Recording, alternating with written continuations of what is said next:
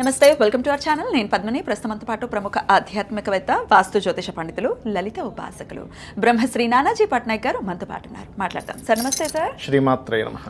కుంభరాశి వారికి ద్వితీయ స్థానంలో జరుగుతుంది సంచారం, వక్రగతి అంటే రాశిలోకి వస్తున్నాడు అని అనుకోవచ్చు. మరి ఈ వక్రగతి కుంభరాశి వారికి ఎటువంటి రిజల్ట్స్ ఇస్తుంది సార్? కుంభం వారికి కనుక చూసుకుంటే ప్రస్తుతం వీళ్ళకి ఏలినాడ్సనే నడుస్తుంది, 2వ స్థానంలో ఉండి అది వక్రించినందుకు మళ్ళీ రాశి మీదకి వస్తుంది దాని ప్రభావం కొంత. ఇంకొంచెం ఇంపాక్ట్ కొంచెం ఎక్కువ ఉంటుంది. అయితే ఇక్కడ ఏంటంటే ఎప్పుడైనా శని రాహు రాశిలో ఉంటూ శని వచ్చినప్పుడు ఈ 4.5 months వీళ్ళు తీసుకోవాల్సిన జాగ్రత్త ఏమిటంటే ముఖ్యంగా ఆరోగ్యం మీద.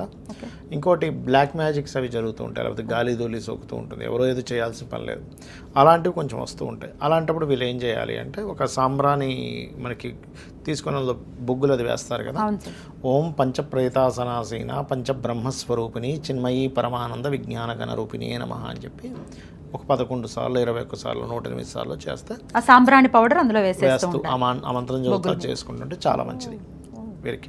అంటే అనవసరమైన నెగిటివ్ ఎనర్జీస్ అనేవి రాకుండా ఉంటాయి. అంటే పొగకి కారకుడు కూడా రాహు కదా సార్? రాహు అమ్మవారికి ధూపం ప్రీతి కదా, ఇష్టం కదా, అందుకని ఇష్టమైనటువంటి ధూపం వేయడం అనేటువంటిది మంచి ఫలితాలు ఇస్తుంది. అమ్మవారి సాధనలో కూడా అదొక మార్గం చెప్పాలి, ధూపంతో చేసేటువంటిది. ఇంకోటి ఏంటంటే ఎప్పుడైనా ధూపంతో అమ్మవారికి కనుక సాధన చేసినప్పుడు మన మాయ తొలగిపోతుంది. ఎందుకంటే రాహు ఎనర్జీ నెగిటివ్ తగ్గిపోతుంది. అనవసరమైన ఊహలు, ఏదో జరుగుతుందేమో భయం ఇప్పుడు ఉంటుంది కుంభం వారికి. ఏదో జరుగుతుందనే భయం పోతుంది. అది కాకుండా ఇప్పుడు 4th లార్డ్ ఎప్పుడైతే 8th హౌస్లో నీచపడి ఉండి శుక్రుడు శని యొక్క దృష్టి ఉందో ఇదేం జరుగుతుందంటే ఎప్పుడైనా మీరు చూడండి ఎనీ యాక్సిడెంట్ ఆ సెకండ్లో వాళ్ళకి ఏదో కళ్ళు మూసుకున్నట్టు అవుద్ది. గమనించండి, ఎప్పుడైనా యాక్సిడెంట్ అయ్యేటప్పుడు ఏమవుతుందంటే ఎవరికైనా బండి మీద వెళ్తున్నాం ఆ ఒక్క సెకండ్ ఏదో అయిన తప్ప పడిపోయాను, లేచి చూస్తే పడిపోయి ఉన్నా అంటాడు. ఆ ఒక్క సెకండ్ ఏమవుతుందంటే మనకి తెలియకుండానే కొన్ని నెగిటివ్ ఎనర్జీస్ ఆ టైంలో అట్లాంటి ఎఫెక్షన్ చూపిస్తుంది. కొన్ని చూడండి యాక్సిడెంట్ పాయింట్స్ అంటారు, అక్కడే ఎక్కువ మంది చచ్చిపోతుంటారు, అక్కడే యాక్సిడెంట్స్ అవుతాయి, దెబ్బలు తగులుతూ ఉంటాయి. కారణం ఏమిటి అంటే బికాస్ ఆఫ్ ఆ పర్టికులర్ పాయింట్లో కొన్ని నెగిటివ్ ఎనర్జీస్ ఉంటూ ఉంటాయి. సో ఎవరైతే ఇది చేస్తారో వాళ్ళకి నెగిటివ్ ఎనర్జీస్ తగ్గుతాయి. అది కాకుండా వీళ్ళు ఎక్కువ వాహనం మీద అతివేగం పనికిరాదు. ఇన్సూరెన్సెస్ రిలేటెడ్ సంబంధించిన కట్టాల్సిన కొంచెం జాగ్రత్తగా కట్టాలి. తల్లిగారు ఆరోగ్య విషయంలో జాగ్రత్తగా ఉండాలి ప్రధానంగా. తాతగారు ప్రాపర్టీ విషయంలో కూడా తొందరపాటు నిర్ణయాలు మీరు తీసుకోకూడదు చెప్పాలంటే. ఆర్థికంగా ఎలా ఉంటుంది సార్? ఆర్థికంగా కొంతవరకు చెప్పాలంటే 2వ స్థానంలో ఉండే శని వక్రించాడు కాబట్టి కొంతవరకు బెటర్గానే ఉంటుంది, డోంట్ వరీ. ఓకే. అయినప్పటికీ అన్ని విషయాలు మీరు ఆల్రెడీ పరిహారం చెప్పేశారు. అయినప్పటికీ జనరల్ డే టు డే లైఫ్లో పాటించాల్సినటువంటి విధి విధానాలని పాటిస్తే కూడా శని అనుగ్రహం ఉంటుంది. తప్పకుండా. మరి అవేంటో ఇప్పుడు తెలుసుకుందాం. మరి రిజల్ట్స్ ఎలా ఇవ్వబోతున్నాడు అనేది మీరు చెప్పేశారు సార్. మరి పరిహారాలు ఖచ్చితంగా చేసుకోవాలంటే శని అంటేనే భయం కదా, సో ఎటువంటి పరిహారాలు ఆయన ఇంపాక్ట్ నుంచి మేము బయటపడడానికి ఉపయోగపడతాయి సార్? తప్పకుండా అమ్మ. ఫస్ట్ ఆఫ్ ఆల్ ఏంటంటే పరిహారము అనేటువంటిది ఏంటంటే ఎప్పుడు కూడా శనికి సంబంధించినటువంటిది నువ్వులు దానంగా ఇవ్వడం. ఓకే. అదేవిధంగా కాస్త ఓల్డ్ ఏజ్ హోమ్స్ లేదా పెద్దవాళ్ళు ఉంటే వాళ్ళకి సేవ చేయడము, నూనెని ఆలయాల్లో దీపారాధన కనివ్వడం చేస్తూ ఉండాలి. అయితే ఇది శని మనకిప్పుడు గోచారంలో వక్రిస్తున్నాడు, కానీ వాళ్ళ పర్సనల్ చార్ట్స్లో కూడా ఒక గ్రహం వక్రించినందుకు భృగునందనాడి అనేటువంటి దాంట్లో ఒక విషయం చెప్పారు. అది పెండింగ్ కర్మ అంటాం దాన్ని మనం. అంటే ఏ గ్రహం వక్రించినా అది పెండింగ్ కర్మ. శనే వక్రించాడు అనుకోండి, వీళ్ళు పాస్ట్ లైఫ్లో చేయాల్సిన వర్క్ చేయలేదు, అది వర్క్ చేయడానికి వచ్చారు ఒకటి. రెండవది వీళ్ళు ఉన్న ప్రదేశం నుంచి మారితే వీళ్ళ కెరీర్ బాగుంటుందని కూడా అర్థం. అయితే ఇట్స్ డిపెండ్ ఆన్ శని ఇప్పుడు వాళ్ళ పర్సనల్ చార్ట్లో పలానా దగ్గర వక్రించారు, ఆ వెనక రాశి నుంచి 159లో ఏ గ్రహాలు ఉన్నాయో చూడాలి. దాన్ని బట్టి వాళ్ళు ప్లేస్ మారడం వల్ల అభివృద్ధి ఉంటుందా ఉండదా అనేది తెలుస్తుంది. ఇంకోటి ఏంటి, డ్యూయల్ సైన్ వైపు వెళ్తుంటే రెండు జాబ్స్ చేస్తారని అట్లా చెప్పొచ్చు. ఎందుకంటే కర్మ 2 ప్లేసెస్కి ఆక్యుపై చేస్తున్నాడు కదా అట్లా. అదేవిధంగా జీవుడు వక్రించాడు అనుకోండి, వీళ్ళు ధర్మకార్యాలు కొన్ని పెండింగ్ ఉన్నాయి పూర్వజన్మల్లో. అంటే గురువు ధర్మకార్యాలు, జ్ఞాన సంబంధించినవి, లేకపోతే కొంతమంది చూడండి గుళ్ళు కట్టిస్తూ ఉంటారు, తీర్థయాత్రలకు వెళ్తూ ఉంటారు, దేవత వాటి దగ్గరికి అక్కడ సేవలు చేస్తూ ఉంటారు. ఇప్పుడు కొంతమంది పూజారులు ఉన్నారు, లేకపోతే వీళ్ళు ఉన్నారు దేవతా సంబంధించిన అదే టెంపుల్స్లో.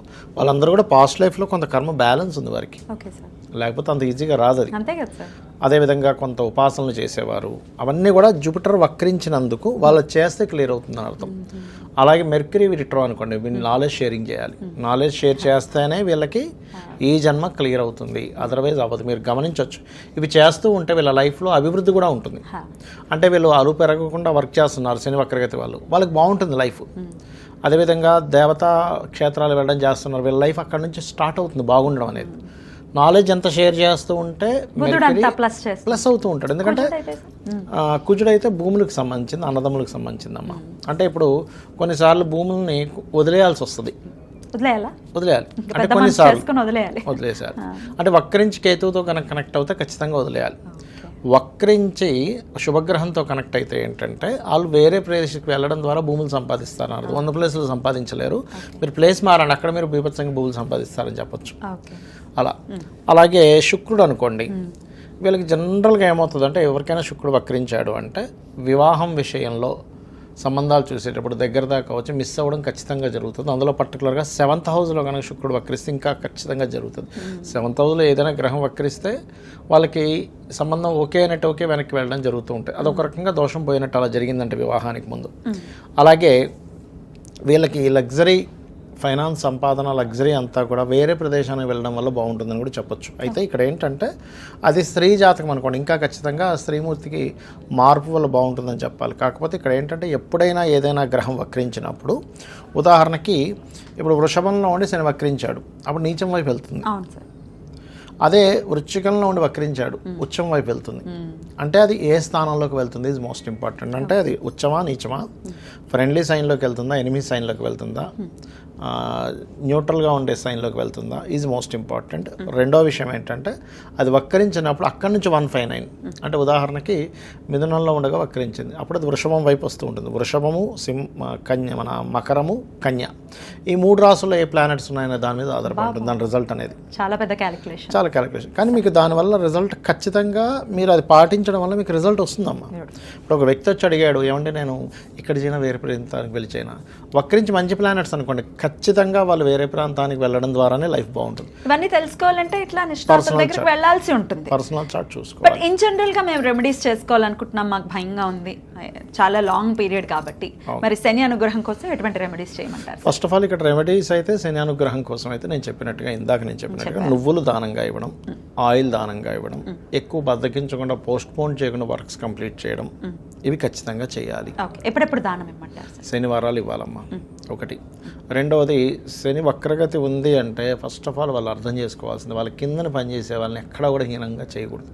ఎందుకంటే వాళ్ళకి సేవ చేయడానికి పుట్టాడు ఈయన. మళ్ళీ సమ్ వర్క్, ఇంకా పోయిన జన్మలో మనకు మంచి జాబ్ ఇచ్చాడు బాసు, కానీ మనం ఏదో తూతూ మంత్రంలా చేసి వెళ్ళిపోతున్నాం, అదంతా కూడా పెండింగ్ వర్క్, మళ్ళీ పెండింగ్ కర్మ. ఇప్పుడు అనుకుంటా ఏముందిలే బాస్ చూడట్లేదు, ఇక్కడ సీసీ క్యామ్స్ లేవు, మనం వాడిందే ఆడ పాడిందే పాట అనుకుంటే కాదు, అది ఎవ్రీథింగ్ ఈజ్ కౌంట్స్. ప్రతిదీ మీకు చూసేవాడు ఒకడు ఉన్నాడు, ఒకటంటే 5 ఉన్నారు, 5 కెమెరాలు పెట్టాడు ఆ ఒక్కడు. 5 కెమెరాలు పెట్టాడు అనమాట. సూర్యుడు, చంద్రుడు, కంటి దగ్గర ఉండే దేవతలు, చెవుల దగ్గర ఉండే దేవతలు అని కొంతమంది ఉంటారు.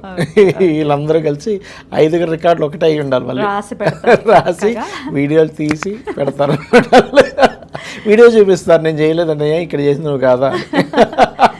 ఇక దేవతారాధన, అమ్మవారి ఆరాధన కానీ లేకపోతే ఏ ఆరాధన కొంచెం మంచి ఫలితం ఇస్తుంది? ఎప్పుడైనా శని ఈ కలియుగ దైవం వెంకటేశ్వర స్వామి ఆరాధన అయితే పంచమాధిపతిని బట్టి ఏ ఆరాధన అనేది చెప్పాలి, 9వ అధిపతిని బట్టి ఏ క్షేత్రం అనేటువంటి చెప్పాలి. దాన్ని బట్టి వాళ్ళ పర్సనల్ చార్ట్లో 9th లార్డ్ 5th లార్డ్ చూసుకోవాలి. రైట్ సార్, చాలా అద్భుతంగా తెలియజేశారు సార్. భయపడాల్సిన అవసరం లేదు, మన నడవడిక బాగుంటే ఖచ్చితంగా ఆయన మంచి రిజల్ట్స్ ఇస్తాడు. అంతే కదా. ఇప్పుడు నడవడిక అంటే ధర్మము.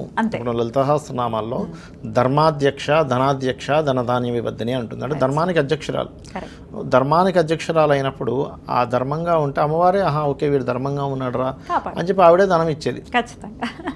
అద్భుతం సార్, చాలా వివరంగా మాకు తెలియజేసినందుకు కృతజ్ఞతలు సార్. నమస్తే. శ్రీమాత్రే నమః.